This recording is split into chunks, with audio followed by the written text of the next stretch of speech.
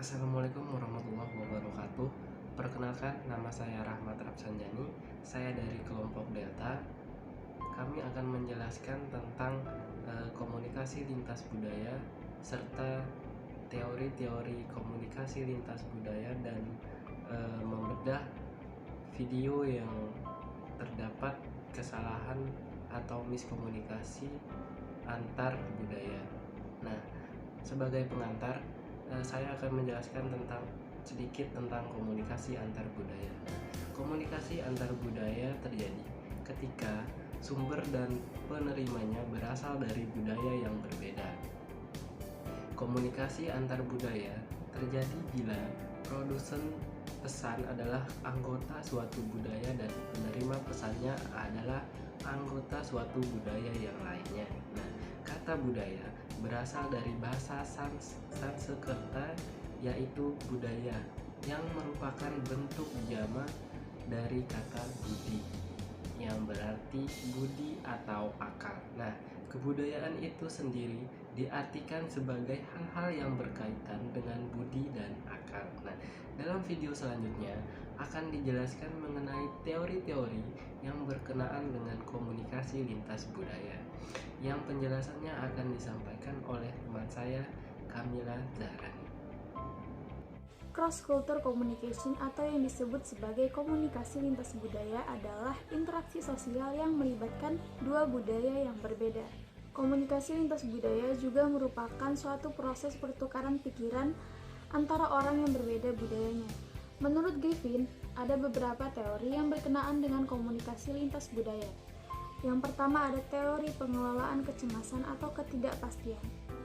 Teori ini dipublikasikan oleh William Goodikins. Teori ini memfokuskan pada perbedaan budaya pada kelompok dan orang asing.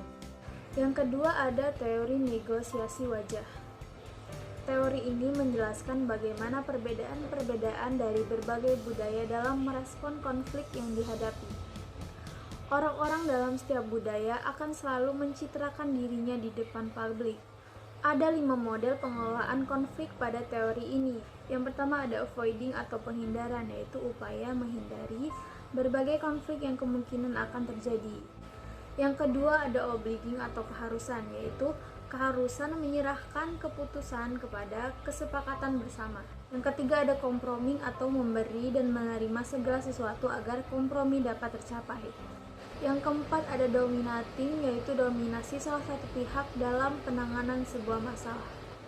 Yang terakhir ada integrating, yaitu penanganan secara bersama-sama terhadap suatu masalah. Selanjutnya kita lanjut kepada teori yang ketiga, yaitu teori kode bicara. Ada 5 proporsi dalam teori ini, yaitu yang pertama, dimanapun ada budaya pasti terdapat kode bahasa yang menjadi ciri khas. Yang kedua, sebuah kode bahasa mencakup sosiologi budaya, retorika, dan psikologi budaya. Yang ketiga, pembicaraan yang signifikan tergantung pada kode bicara yang digunakan pembicara dan pendengar untuk mengkreasikan dan menginterpretasikan komunikasi mereka. Yang keempat, berbagai istilah dan premis terkait dalam pembicaraan itu sendiri. Yang kelima, kegunaan kode bicara ialah untuk menciptakan kondisi yang memadai. Berikut akan ditampilkan video tentang kesalahan yang terjadi dalam komunikasi lintas budaya.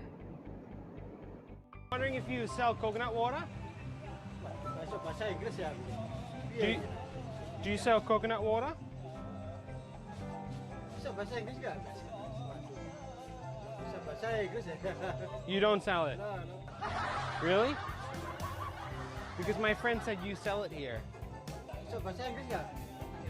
Tanya-tanya itu. Or he can speak English? Do you sell coconut water here? Let me ask my friend. Maybe I'm at the wrong spot. Bahasa adalah hasil dan manifestasi dari budaya. Budaya mempengaruhi struktur dan fungsi penggunaan bahasa. Tidak ada budaya yang bisa dipahami tanpa memahami bahasanya. Di dalam komunikasi lintas budaya, berbahasa merupakan suatu hal yang sangat penting. Bahasa ialah alat berkomunikasi yang berbentuk kumpulan kata atau kalimat yang digunakan di dalam masyarakat yang disampaikan dengan cara lisan maupun tulisan. Bahasa sendiri digunakan untuk mengungkapkan realitas fisik biologis yang berkaitan dengan pengalaman dan mengungkapkan realitas sosial yang terkait dengan interaksi antara komunikator dan komunikan. Konteks kegunaan bahasa terbagi menjadi dua, yaitu konteks situasi dan konteks kultural. Konteks situasi adalah konteks yang menggambarkan lingkungan masyarakat itu sendiri, sedangkan konteks kultural adalah konteks yang berdasarkan nilai atau norma-norma yang berlaku di masyarakat yang dianggap baik atau buruk. Kemudian bahasa terbagi menjadi dua jenis, yaitu bahasa verbal dan bahasa nonverbal. Bahasa verbal adalah bahasa yang sering kita gunakan, bisa menggunakan media perantara untuk melakukan interaksi kepada masyarakat.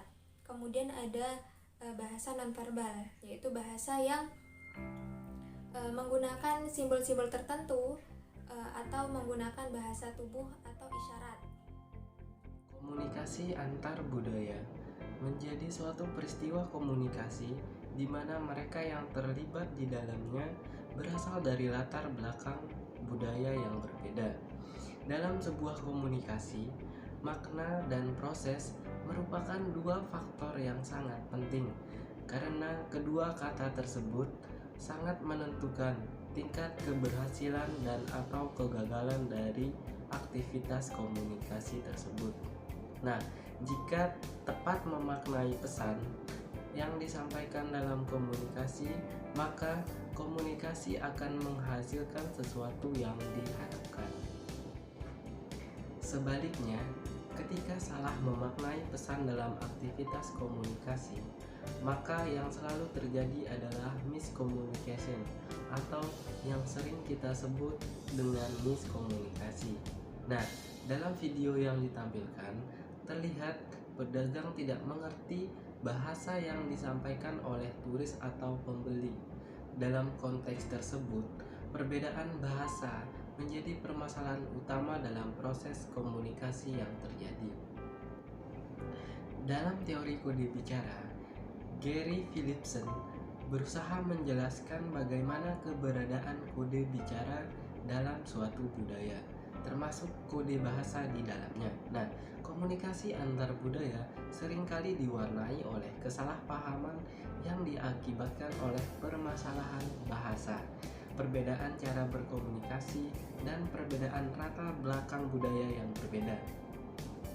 Kesalahpahaman dalam komunikasi antar budaya dapat pula bermula dari perilaku seseorang yang ketika melakukan komunikasi antar budaya tetap berpedoman pada norma yang berlaku di dalam kebudayaan mereka sendiri.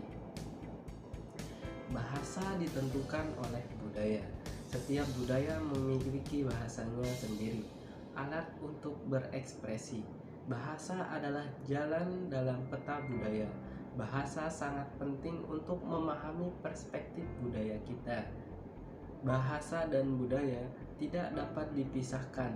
Bahasa adalah budaya dan budaya adalah bahasa. Sekian penyampaian materi dari kelompok kami. Kurang lebihnya saya mohon maaf.